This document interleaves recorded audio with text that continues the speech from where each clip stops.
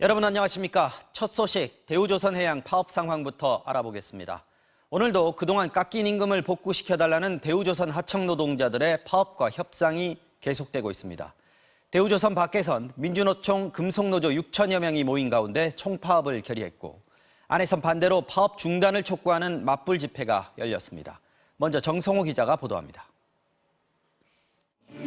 금속노조 소속 영호남권 조합원 6천여 명이 대우조선 정문 앞에 모였습니다.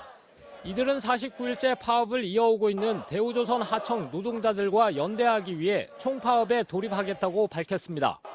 대한민국 정부 정신 똑바로 차리고 대우조선 하청 노동자 문제 해결할 것을 이 자리에 있는 모든 노동자들 이름으로 경고합니다. 비슷한 시각 대우조선 사내에서는 파업 중단을 촉구하는 맞불 집회가 열렸습니다. 협력업체 대표들과 노동자들, 그리고 원청인 대우조선 노동자 등 3천여 명은 하청 노동자들이 즉각 점거 농성을 풀어야 한다고 주장했습니다. 2만여 직원들이 고통을 다 지금 받고 있고 우리 협력업체, 사회 납품업체 수십만의 우리 가족들이 다 피해를 보고 있는 것입니다. 양측은 집회 후 행진을 벌이다 대우조선 서문 근처에서 한때 20m 가까이 접근했지만 물리적 충돌은 없었습니다. 원청과 하청으로 이원화된 인력 구조에 따른 갈등도 표면화되고 있습니다. 오늘 오전엔 대우조선의 사무직 직원 한 명이 하청 노조가 점거하고 있는 원효 운반선 바로 옆 선박 25m 선반에 올라가 돌발적인 1인 농성에 들어갔습니다. 어제는 다른 대우조선 직원이 금속노조 현수막 17개를 찢은 혐의로 경찰 조사를 받았습니다. 여기에 대우조선 노동조합은 내일과 모레 상급단체인 금속노조 탈퇴를 놓고 총회를 열기로 했습니다. 대우조선 노동조합에는 대우조선이 직접 고용한 생산직 노동자 4,700여 명이 가입돼 있습니다.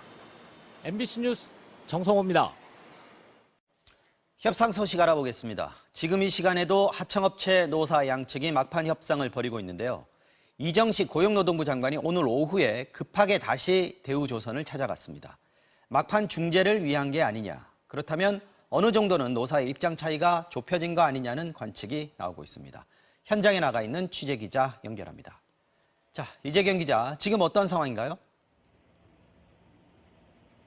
네, 대우조선해양 거제 옥포조선소에 나와 있습니다. 조금 전 이정식 고용노동부 장관이 이곳에 도착해 노사 양측을 만나고 있는데요. 지난 16일부터 계속되고 있는 사자간담회에서 노사 양측의 입장이 좁혀지지 않자 막판 중재에 나선 것으로 보입니다. 하지만 이번 사태의 주무장관인 고용노동부 장관이 어제에 이어 이틀째 거제에 내려오면서 협상이 곧 타결될 것이라는 기대감이 높아지고 있습니다. 오늘 대우조선에서는 하청업체 노사가 참석한 가운데 교섭을 이어가고 있는데요. 오전 11시부터 교섭을 시작했고 잠시 중단했다 조금 전인 7시 30분부터 교섭을 재개했습니다. 이 장관은 노사 양측의 교섭 타결과 관련해 당부를 할 예정인 것으로 전해졌습니다. 이 장관이 언제까지 거제에 머물지 등 앞으로의 일정은 아직까지 알려지지 않고 있습니다. 자, 협상이 조만간 타결될 수 있을 거라는 전망이 계속해서 나오고 있는데 지금 협상 내용에는 진전이 좀 있습니까? 네, 아직까지 합의점을 찾았다는 소식은 들리지 않고 있습니다. 우선 최대 쟁점인 임금 인상과 관련해서는 일부 진전이 있는 것으로 알려졌습니다. 조선업 불황으로 지난 2015년부터 7년 동안 임금 30%가 감소했다면서 이를 원상회복시켜달라고 요구해왔는데요. 당초 입장에서 크게 물러서 이번에 5% 인상하고 내년부터 10%를 인상해 줄 것을 수정안으로 제시했습니다. 이에 대해 사측은 4.5% 인상안을 제시했습니다. 입장 차이가 0.5%포인트밖에 나지 않아서 올해 인상안에 대해서는 타결될 가능성이 높아지고 있는데요. 다만 내년도 인상분에 대해서는 아직 협의가 필요한 상황입니다. 또 하청 노동자들의 노조 활동 인정과 폐업한 하청 노동자들의 고용 승계, 명절 상여금 지급 역시 협상 테이블에 올라와 있습니다. 하청 노조 측은 또 점거 농성으로 인한 수천억 원대의 조업 손실을 하청 노동자들에게 청구하지 않겠다고 사측이 약속해 줄 것을 요구하고 있는 것으로 알려졌습니다. 지금까지 대우조선 거제 옥포조선소에서 MBC 뉴스 이재경입니다. 가로 1m, 세로 1m의 철제 감옥. 하청업체 용접공 유채한 씨가 몸을 마음대로 움직이기도 힘든 이곳에 스스로 갇힌 지 한 달째입니다. 그는 임금 30% 인상을 요구합니다. 말이 인상이지 30% 인상하면 8년 전인 2014년에 받았던 임금과 비슷합니다. 10년간 줄곧 깎여왔던 임금을 이제 복구해 달라는 겁니다. 대우조선해양에 인력을 공급하는 하청업체가 100개가 넘고 하청 노동자는 10,000명이 넘습니다. 이들의 평균 연봉은 원청업체 대우조선 직원의 평균 연봉 절반 수준에도 못 미칩니다. 대기업이 직접 고용을 피하고 값싸게 노동력을 쓰는 사내 하청 구조가 이번 파업의 저변에 있습니다. 김윤미 기자가 살펴봤습니다. 대우조선해양의 하청업체는 100개가 넘습니다. 하청업체들은 대우조선해양에서 기성금이라는 이름의 돈을 받습니다. 기성금, 이미 지출한 원자재값 같은 돈을 하청업체에 준다는 뜻이지만 기성금의 90%가 인건비로 나갑니다. 사업장, 필요한 장비, 원자재는 어차피 원청인 대우조선해양이 다 제공하기 때문입니다. 말만 하청업체일 뿐 사실상 페이퍼 컴퍼니, 잘해봐야 인력 송출 회사라는 뜻입니다.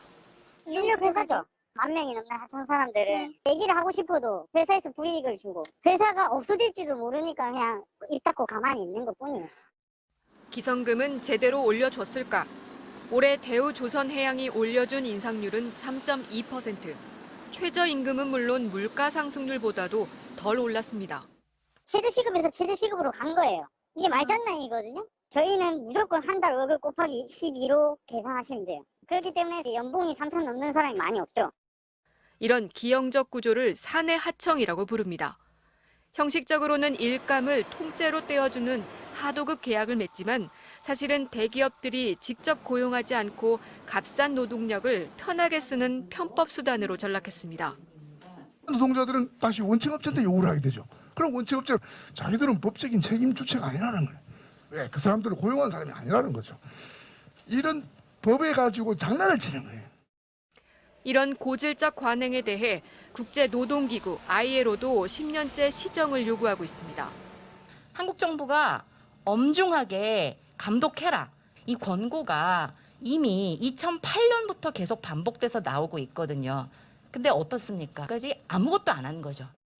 한국조선업에서 하청 노동자는 53,000명으로 원청 노동자 47,000명보다 더 많습니다. 2014년 13만 명에 달했던 하청 노동자들은 조선업 불황기를 지나면서 60%가 실직하거나 떠났습니다. MBC 뉴스 김윤미입니다. 민주당 박홍근 원내대표는 21대 국회 후반기 첫 대표 연설에서 윤석열 정권의 사적 채용 논란을 강도 높게 비판했습니다.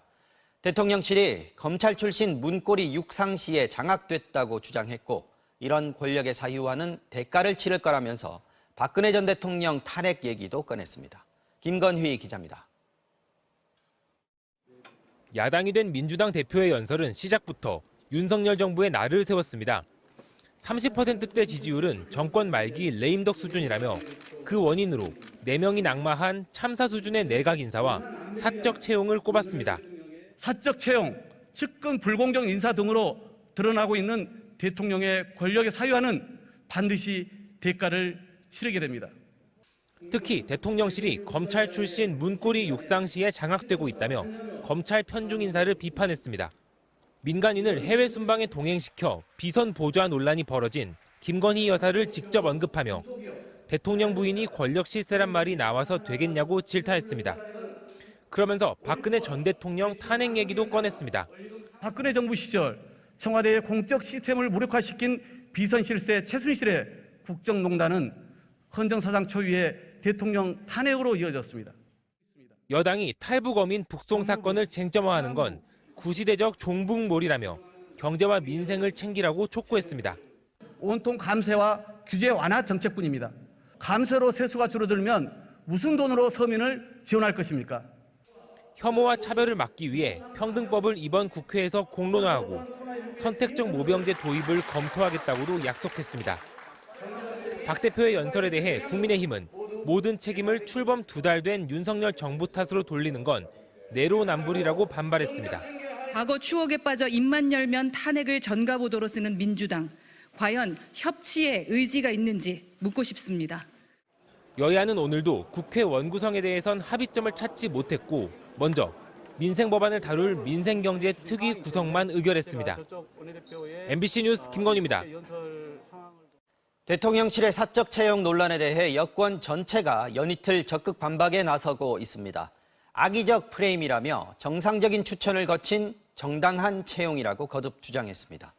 하지만 민주당은 추천이 문제가 아니라 정치 경험도 불분명한 인사들이 지인 찬스로 채용된 게 문제라며 공세를 이어갔습니다. 유충환 기자가 보도합니다.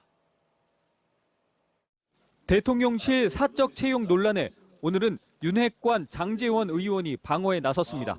정치 입문한 지 얼마 안 된 윤석열 후보가 지인 추천 아니면 어디서 사람을 구했겠냐. 이들이 선거 기간 내내 고생해 채용한 건데 이걸 사적 채용이라고 문제 삼는 건 역차별이라고 반박했습니다. 1년 동안 아무 보수 없이 정권 교체를 위해서 윤석열 대통령께서 열심히 뛰었던 그분들에 대해서 역차별이라고 보거든요. 대통령실도 다 검증을 거친 비공개 공적 채용인데 측근들을 비밀리에 채용한 것처럼 모으는 건 악의적 프레임이라고 목소리를 높였습니다. 대통령실은 공개 채용 제도가 아니고 비공개 채용 제도, 소위 말하는 엽관제라고 하는데요. 이런 부분 등이 공적 채용을 통해서 이루어집니다. 권성동 당대표 직무대행도 선거 캠프에 헌신한 청년들이 역대 모든 정부의 관례대로 절차를 거쳐 별정직에 임용된 거라고 강조했습니다. 다만 자신이 추천한 대통령실 직원 우 씨와 관련해 9급 가지고 뭘 그러냐, 7급 아니라 미안했다고 표현한 건 전적으로 자신의 불찰이라고 SNS를 통해 사과했습니다. 민주당은 억지 궤변으로 사안을 호도하고 있다고 비판했습니다. 단순히 지인 채용이 문제가 아니라 이력이나 경력이 불분명한데 믿을 만한 지인이라는 이유로 특혜 채용된 게 문제라는 지적입니다. 문제의 본질은 특혜 채용 정실 인사입니다. 정실 인사는 권력의 사유화로 이어질 수밖에 없고 그 결과가 어떠했는지는 역사가 충분히 증명하고 있습니다. 민주당 정부 때도 추천 인사들이 채용됐지만 국회나 당에서 일한 경력자들이었고 고액 후원자의 자식이 임용됐다는 건 듣도 보도 못했다는 겁니다. 국민 감정상 가까운 지인들의 자녀들을 취업시키는 취업회장으로 전락시키지 말라는 것이죠. 여권은 더 이상 논란 확산을 두고 볼 수 없다며 전방위 방어에 나섰지만 야권은 대통령 사과를 요구하며 공세를 이어갈 것으로 보여 공방은 더 치열해질 전망입니다. MBC 뉴스 유충환입니다.